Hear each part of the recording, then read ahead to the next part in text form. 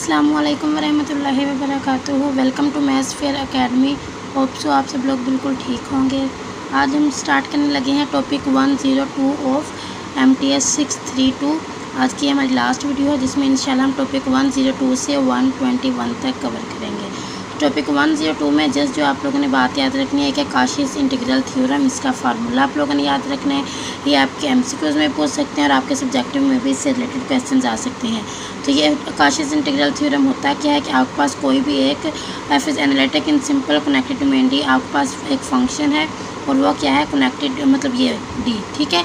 एक आपके पास फंक्शन है वो है डोमेन डी पे डिफाइन है। देन आपके पास एक let C is simple close positively oriented contour. C आपके पास एक कॉन्टोर है और सी के अंदर एक पॉइंट लाई करता है जिसको आपने बोलना है जेड नाट। आपने जस्ट ये वाली स्टेटमेंट यहाँ से याद रखनी है कि एफ ऑफ जो जेड नाट है वो इक्वल है 1/2 pi iota F of Z over Z minus Z naught D Z, ठीक है। और इसका इंटीग्रल अगर आपको ये याद है तो आप इसके रिलेटेड कोई भी एग्जांपल आपके पेपर में आएगी तो आप इजीली सॉल्व कर लेंगे। अब इसके रिलेटेड हम लोग एग्जांपल देखते हैं। सबसे फर्स्ट जो हमारे पास एग्जांपल है वो है इवेलुएट करना है। आपको ये वाला फंक्शन गिवन है, आपके पास सी की वैल्यू यहाँ पे है जेड टी ये किसके इक्वल है, ई के पावर आयोटा टी के। और यहाँ पे आपको जो लिमिट गिवन है वो है 0 से 2 पाई। अब ये क्या है, डी जेड बाई जेड। आपने क्या करना है, इसको काशिस इंटीग्रल थ्योरम यहाँ पे अप्लाई करना है। यहाँ पे अगर इन दोनों को कंपेयर किया जाए तो वहाँ पे देखें, यहाँ पे जेड नाट की वैल्यू है, नहीं है तो हम लिख सकते हैं कि जेड नाट यहाँ पे क्या होगा, 0 होगा। वहाँ पे जेड नहीं है तो जेड नाट 0 और जेड की वैल्यू यहाँ पे क्या है, 1 है। एफ ऑफ जेड क्या है, मतलब ऊपर क्या है 1, तो यहाँ पे हम लिखेंगे 1 और नीचे जेड नाट की वैल्यू ही नहीं है यहाँ पे तो हम लिखेंगे 0। अब सिंपल काशिस इंटीग्रल फार्मूले को यहाँ अप्लाई करेंगे। अब देखें ये वाली साइड हमें मालूम है, हमने इसको फाइंड आउट करना है। तो ये जो 2 पाई आयोटा है ये क्या हो जाएगा, उधर जाके क्या हो जाएगा, एफ ऑफ जेड नाट, मतलब ये दोनों क्या हो जाएगा मल्टीप्लाई। यही हमने चीज़ लिखी, डी जेड बाई जेड किसके इक्वल आ जाएगा, 2 पाई आयोटा एफ ऑफ 0 के। तो जेड नाट की जगह हम 0 लिखेंगे क्योंकि हमारे पास जो जेड नाट की वैल्यू है वो क्या है 0। 2 पाई आयोटा एफ ऑफ 0 जब आप इसको अप्लाई करेंगे तो ये आपके पास आंसर आएगा 2 पाई आयोटा। मैं एक बार फिर से रिपीट कर देती हूँ। आपके पास ये गिवन क्वेश्चन था ये वाला, आपने इसको कंपेयर किया काशिस इंटीग्रल फार्मूला के साथ। काशिस इंटीग्रल फार्मूला में देखें हमने जस्ट ये वाली चीज़ ली है, हमने ये वो जो 1/2 पाई आयोटा था हमने इसको इधर जाके मल्टीप्लाई करवाया, ये हो जाएगा 2 pi iota F of Z naught. ये किसके इक्वल आ जाएगा, इस चीज़ के। अब ये वाली चीज़ और ये वाली चीज़ इन दोनों को जब हम कंपेयर करवाएंगे, यहाँ से हम आइडिया लगा सकते हैं कि जो आपके पास एफ ऑफ जेड है वो 1 के इक्वल है, जो जेड नाट है वो 0 के इक्वल है। देन आपने सिंपल ये वाला लिखना है और ये अब किसके इक्वल आ जाएगा, 2 पाई आयोटा एफ ऑफ 0 के, क्योंकि यहाँ पे एफ ऑफ जेड नाट के वैसे इक्वल है लेकिन जेड नाट की वैल्यू हमारे पास 0 है तो हम यहाँ पे रखेंगे 0।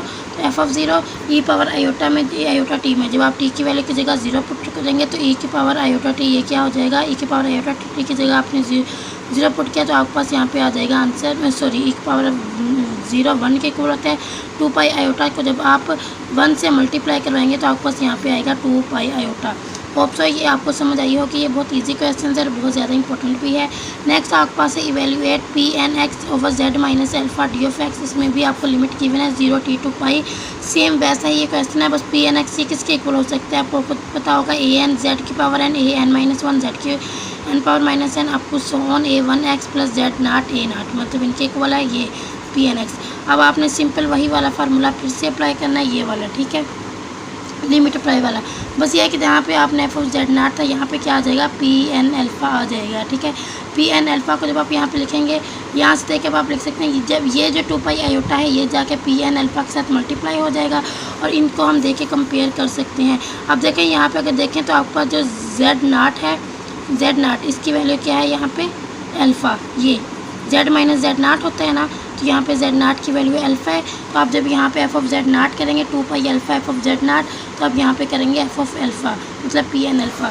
यही चीज़ हमने यहाँ पे लिखी है कि ये वाली चीज़ इसके इक्वल आ जाएगी और कुछ भी नहीं करना, बस यहाँ पे 2 पाई आयोटा एफ ऑफ 0 क्योंकि जेड नाट की वैल्यू आपके पास 0 थी, यहाँ पे जेड नाट की वैल्यू आपके पास अल्फ़ा है पी एन अल्फ़ा, तो आप यहाँ पे सिंपल लिख सकते हैं, यही वाली चीज़ आपने पहले लिखनी है, ये हो जाएगा 2 pi iota P N alpha. ये दोनों एग्जांपल्स बिल्कुल सेम है।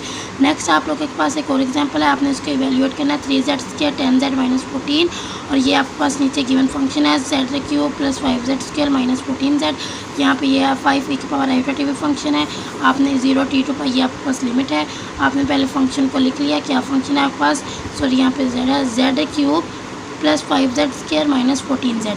अब आपको इसको करना आता होगा, कैसे इसको फैक्टराइज करना है। पहले आप यहाँ से z को कॉमन ले लें, आपके पास यहाँ पे आएगा z² + 5 - 14। अब ये जो चीज़ है ये इसको आपने फैक्टराइज करना है, तो आपके पास ये वाला आंसर आ जाएगा। चाहे इस पर क्वाड्रेटिक फार्मूला अप्लाई करिए, चाहे हम इसको फैक्टराइज करते थे क्लास 7-8 में, ये आपको आता होगा स्टेप, उसके थ्रू आपने इसको फैक्टराइज किया, z + 7 z - 2 आ गया। तो अभी आप यहाँ पे क्या करेंगे, पहले आपने वही वाला क्वेश्चन अगेन लिखा, फिर आपने लिखना है ये जो आपका था ये आपके इन तीन के इक्वल आया था, z + 7 z - 2। तो आप इसको ऐसे लिख सकते हैं 1/z 1/z - 2 1/z + 7। तो अब यहाँ पे आप इसको इंटीग्रल लगा के भी ये जो चीज़ है ये इन तीनों के इक्वल आ जाएगी।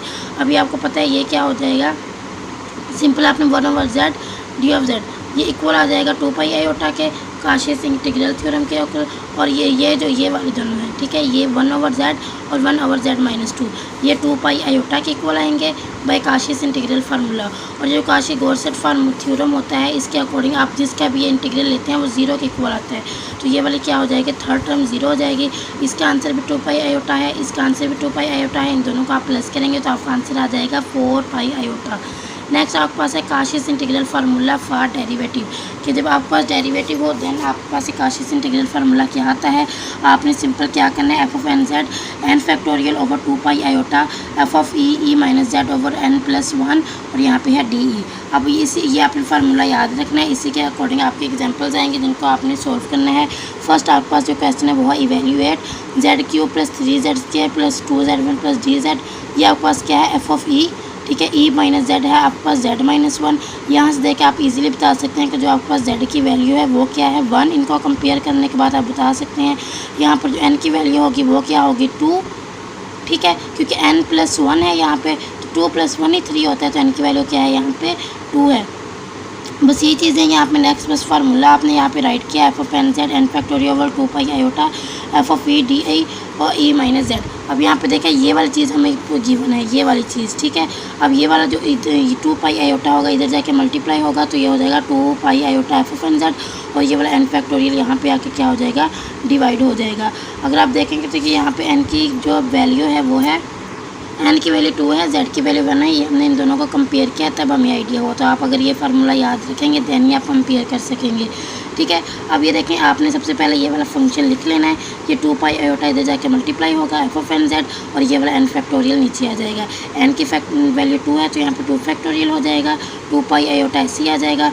f(n)z अब हमने निकालना है, f(n) यहाँ पे अगर आप n की वैल्यू पुट करें, n की वैल्यू क्या है 2, मतलब कि आपने फंक्शन का डेरिवेटिव लेना है सेकंड टाइम डेरिवेटिव लेने के बाद आपने z की वैल्यू क्या है 1, वो जब आप सेकंड टाइम जो डेरिवेटिव लेंगी उसमें आप z की वैल्यू पुट करेंगे तो आपके पास ये वाला फंक्शन आ जाएगा।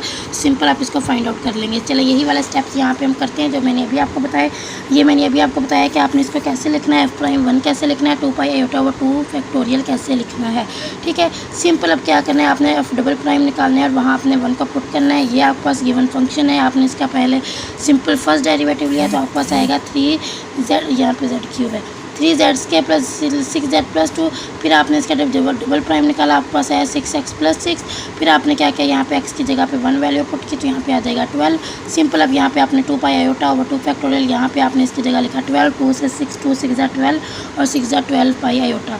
बहुत सिंपल क्वेश्चन था बट बहुत ज़्यादा इंपॉर्टेंट भी था, तो आपने इसको सोचना भी नहीं है कि आप इसको स्किप करें, इसको एक बार हाथ से करेंगे तो आपको और भी इजी लगेगा। नेक्स्ट आपके पास example dz/z - z0 whole power आपके पास n है। अब आपने इसका फार्मूला लिखना है n = 1 के लिए, जब n = 1 हो, मतलब 2n > 0 हो या 2n < 0 हो, ये केस आपने 3 है, बस आपने इनके फार्मूले याद रखने हैं। अब देखें जब ये केस 1 है जिसमें आपके पास है n की वैल्यू 1, जब भी n की वैल्यू 1 होगी तो आपके पास वही वाला फार्मूला काशियस इंटीग्रल वाला फार्मूला याद करें। वो फार्मूला होता है, देखें ये वाला फार्मूला, ये काशिस इंटीग्रल फार्मूला था। यहाँ पे आपने z की जगह जब 1 पुट करना है तो ये क्या हो जाएगा, f of z over z, ये वाला इधर जाके मल्टीप्लाई हो जाएगा 2 pi iota f of z नाट, और f ऑफ z नाट की वैल्यू आपके पास 1 है तो यहाँ पे जस्ट रहेगा 2 पाई आयोटा। ये है जब आपके पास n की वैल्यू 1 हो। जब n की वैल्यू 1 ना हो देन आप लोगों ने क्या करना है, ये वाला देखें 2n is greater than 0, then आप लोगों ने सिंपल ये वाला फार्मूला अप्लाई करना है, ये वाला, ठीक है। ये वाला फार्मूला अप्लाई करेंगे। यहाँ पे z माइनस जेड नाट है, यहाँ पे देखिए आपको पता है z नाट की वैल्यू निकालनी है, z की वैल्यू निकालनी है। सिंपल बस आप ये वाला फार्मूला लिख के आ जाएँ, 2 pi iota over n minus 1 का फैक्टोरियल, ये 0 है। z नाट की वैल्यू जब 0 है तो यहाँ पे जब इससे मल्टीप्लाई होगा तो ये 0 हो जाएगा। इसमें कुछ भी मुश्किल नहीं है, सिंपल सा बस फार्मूला है, कंपेयर किया है। नेक्स्ट आपके पास जब 2n लेस दैन 0 होता है, जब भी कोई टर्म आपके पास लेस दैन 0 होती है तब हम वहाँ पे अप्लाई कर पाते हैं काशिस गौसेट थ्योरम, और ये हमेशा मैंने आपको बताया था कि इसके इक्वल होता है 0 के इक्वल होता है, जैसे हमने यहाँ पर भी इसको 0 के इक्वल रख दिया था, ठीक है।